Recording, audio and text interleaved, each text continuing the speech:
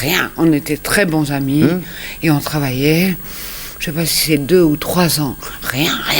Et subitement, coup de foudre terrifique.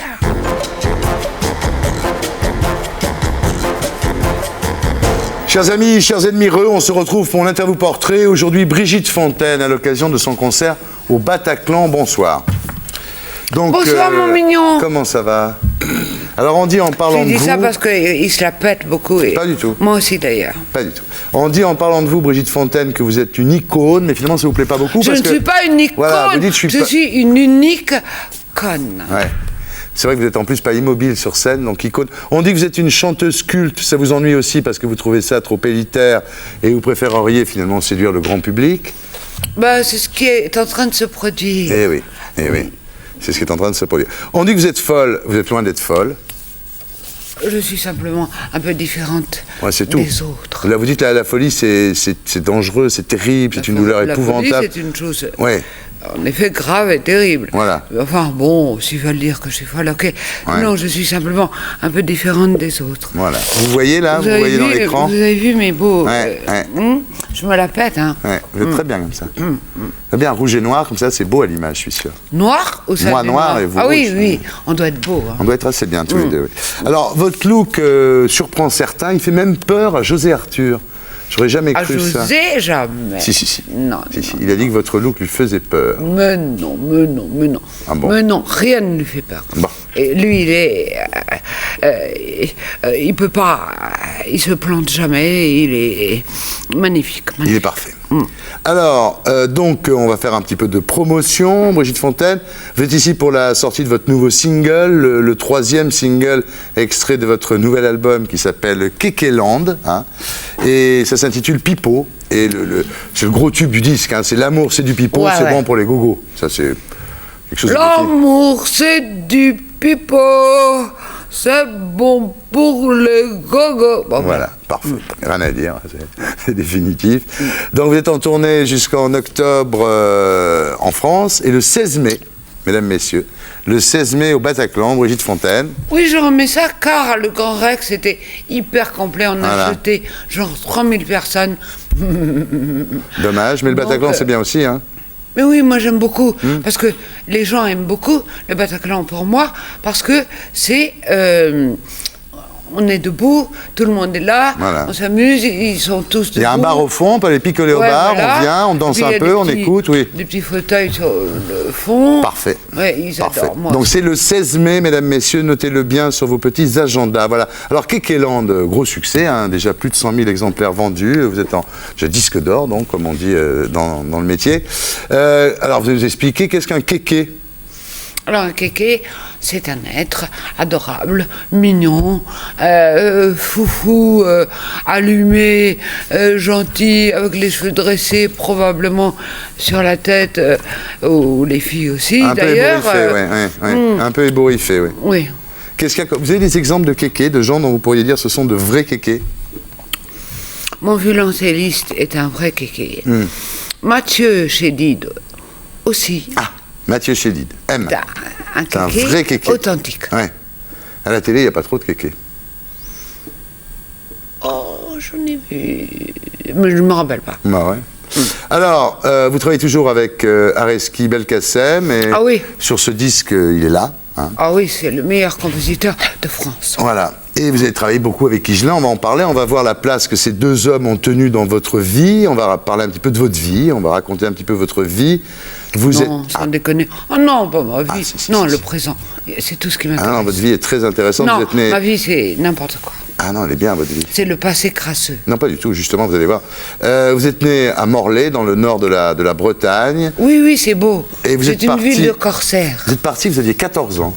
Et quand vous êtes revenu à Morlaix, avant d'enregistrer Kekeland, quand vous êtes revenu à Morlaix, il y avait tous vos amoureux qui vous attendaient, un amoureux de l'époque qui vous attendait à la gare. C'est pas beau, ça? C'est hyper romantique, arrêtez. Tous les anciens une copine amoureux. De classe, hyper gentille. Bah oui. Oui. Et alors, vous avez écrit Kekeland, d'ailleurs, dans un petit hôtel en Bretagne, hein, finalement. Vous êtes assez fidèle à vos racines, voilà, à Fréhel. Oui. Alors, vos parents étaient instituteurs, ancrés dans la laïcité, dans l'anticléricalisme, et c'était de famille. C'est votre grand-mère, c'est incroyable, c'est votre grand-mère qui était à la retraite. Elle faisait 2 kilomètres de plus pour aller chez l'épicier, parce que l'épicier qui était à côté de chez elle avait mis ses gosses chez les curés. Oui. Et mon arrière-grand-père était également instituteur laïque. Ouais, vous êtes vraiment une enfant de laïque. Ouais. Alors, votre première passion, c'était le théâtre. Vous commencez très jeune à lire des pièces et à monter des troupes d'amateurs. Et vous avez été repéré, comme quoi vous avez vraiment déjà très jeune quelque chose, à l'âge de 12 ans. Vous êtes repéré par un directeur de troupe, le Centre dramatique de l'Ouest. Que j'adorais, qui était merveilleux. Ouais, et ça s'est pas fait. Mais il me demandait à mes parents, mes parents, oui, de m'avoir quand j'aurais 16 ans. Non seulement ils ont refusé, mais ils ne m'ont rien dit. C'est terrible, ça vous aurait donné confiance en vous. Oh non, ça m'aurait permis d'éviter le lycée. Ça m'aurait permis de faire la vie dont je n'osais même pas rêver. Et ça m'aurait évité plein de galères à Paris après. Enfin, en tous les cas, dès cette époque, vous saviez que vous écririez, que vous feriez du théâtre. Vous ne saviez pas encore à l'époque que vous chanteriez. Exactement. Mais vous saviez déjà que vous étiez une artiste. Exactement. Mais je vous confie que la chose qui m'a scandalisée la première fois que je suis allée à l'école, c'est qu'on n'avait pas le droit de chanter. Parce que moi, j'arrive et puis, normalement, je me mets à chanter. Eh ben non, fallait pas. Voilà. Bon. C'est sûr qu'à l'école... Alors, une adolescence assez révoltée, on peut dire, rebelle envers vos parents, envers la société. Et alors vous passiez les après-midi, je vous vois très bien moi, en train de lire des livres de Dostoïevski, avec les volets fermés, les bougies allumées, comme ça. Exact. Comment il fait ça, lui ? Ah, c'est vrai, hein ? C'est vrai. On vous voit très bien à l'époque. Alors votre premier choc musical, c'est Gainsbourg. Et vous dites que c'est le plus grand, c'est vraiment lui qui vous a marqué définitivement. Hein. C'est le plus grand. Et alors, au début des années 60, bac en poche, vous débarquez à Paris, bien décidé à monter sur scène. Et en fait, ce qui s'est passé... Ce que j'ai fait. Mais ce qui s'est passé, c'est qu'à l'époque, vous aviez un mec, au début, là, celui qui avait 1m98. Oui. 15 ans de plus que vous. Oui. On peut dire la vérité. Hein. Il avait une emprise sur vous terrible. L'emprise, c'est ça. C'est ça. Et il était jaloux, comme un fou, des partenaires masculins. Et ce connard me demande, exige que je renonce à mon douteux métier. Il disait que c'est un métier de salope. Hein, non, il faut dire ça. Et moi, comme une connasse aussi, j'obtempère. Voilà. Mais c'est là que je commence à chanter. Et voilà, par ruse, c'est-à-dire sournoisement. Une ruse féminine. Voilà, vous vous dites, tu veux pas que je fasse de la scène, c'est pas grave. Vous êtes passé comme ça un peu, hein, voilà. Par ruse pour rester dans le monde du spectacle, dans le monde du spectacle, Et puis avoir le contact avec les gens. Et surtout qu'il se passe une petite cérémonie tous les soirs. C'est ça mon truc.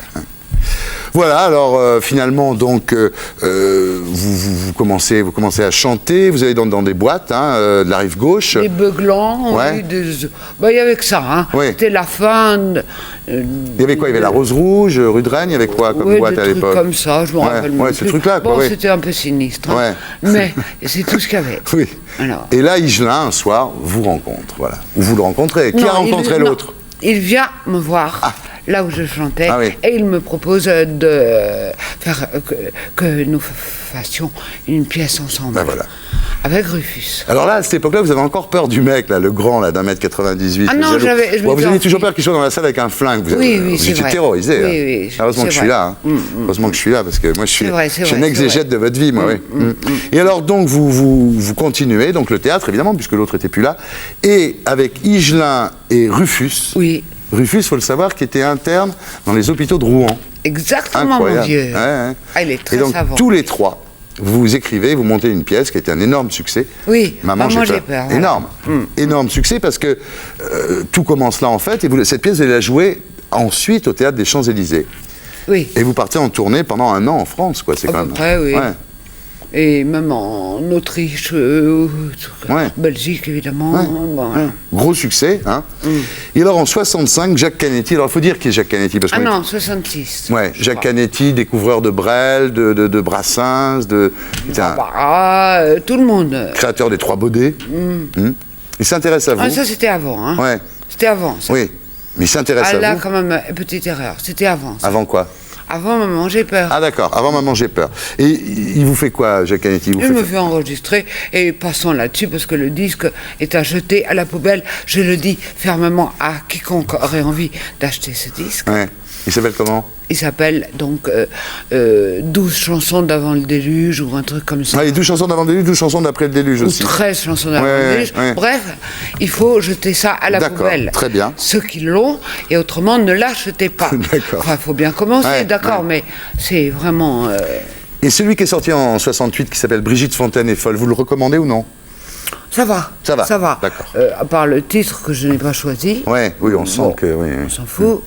C'était avec Pierre Barou, ça, non? C'était chez C'est le Sarava, premier ça. Pierre Barou. Ouais. Le premier, c'est Pierre Barou, oui. Alors là, vous rencontrez Areski Belkacem, donc, qui est un ami Oh, de longtemps après, oui. Régiment C'est un ami du d'Igelin. Régiment Hein. d'Igelin, ouais. Voilà. Et alors, ce qui est très marrant dans votre histoire avec lui, c'est qu'au départ, vous bossez avec lui pendant pratiquement, je sais pas combien d'années, 3 ans, hein?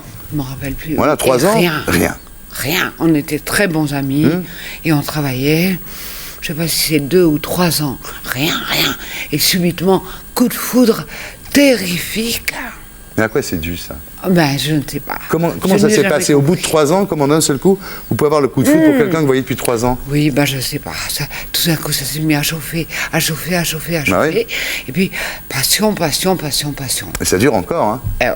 Ça dure encore. Vous dites, c'est mon compositeur préféré en France et je ne vais pas me priver parce que c'est mon mari. Ah, voilà. Donc vous continuez à bosser avec lui, ça se passe très bien. Alors le trio Higelin, Areski, Fontaine a beaucoup de succès. Alors je vais citer 3 chansons, il y en aurait plein qu'on pourrait citer, mais enfin, moi je parle de celles aussi qui m'ont marqué. Cet enfant que je t'avais fait, c'est une magnifique Oui, ça chanson. c'est Jacques Higelin et moi. Magnifique chanson. Hein. Lettre à monsieur le chef de gare de la Tour de Carole. Hein. Oui, là c'est moi qui Très belle parle. chanson, Oui, ouais. j'aime beaucoup. Très, très belle chanson.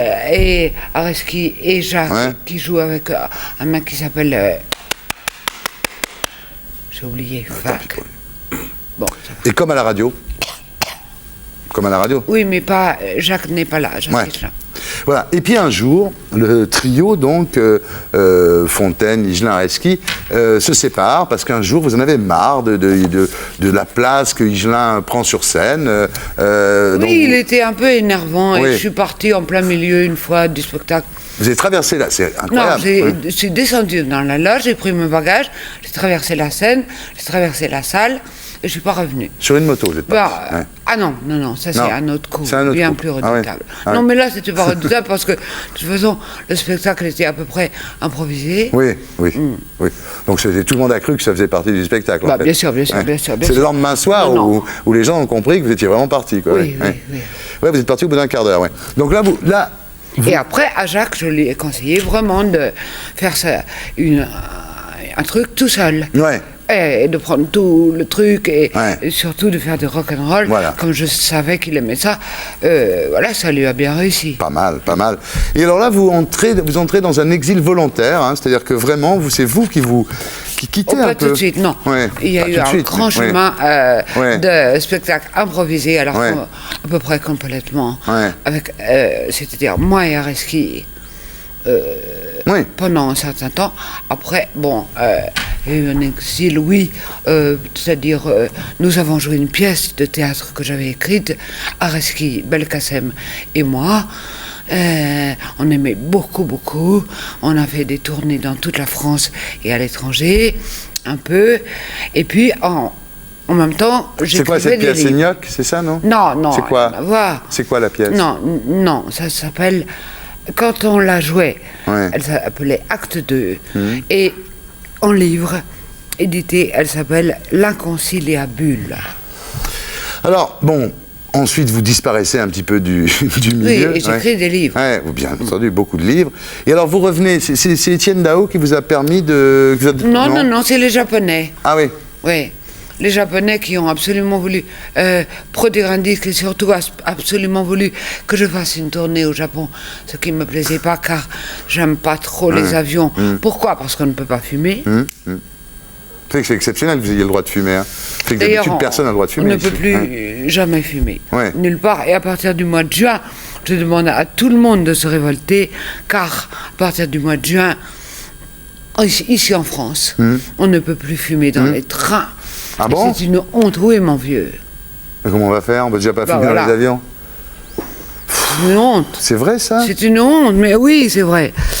Ah bah dis donc. Alors, qui vous a donné envie de revenir? Qui vous a donné envie de... Donc les Japonais, Les Japonais. ce disque. On produit ce disque, on produit une tournée au Japon. Ok. Et il y a eu le nougat dans ce disque, et ça a commencé à faire un petit malheur, quoi, le nougat. Et après, moi, j'ai continué. Ensuite, je suis allée chez Virgin, qui est pour moi une excellente maison. Donc, je suis ravie. Et j'ai fait 3 disques là, non, 3 ou 4, je sais plus. Et puis donc voilà, le dernier Kekeland, Kekeland. et qui marche bien. Ouais. Ben, c'est la conclusion. Donc Kekeland, le morceau, donc le single, c'est Pipo. Hein. Et Pipo. Puis, voilà, Pipo. Ouais. Tourné en France, comme je disais, et donc le 16 mai au Bataclan, voilà. Mais on a fait le tour du problème, hein, vous voyez, Oui. l'affaire est réglée. Je vous embrasse. Mais je vous en prie. Merci, à bientôt, Brigitte. Et pour être sûr de ne rien rater de Inarditube, abonnez-vous et mettez un pouce bleu.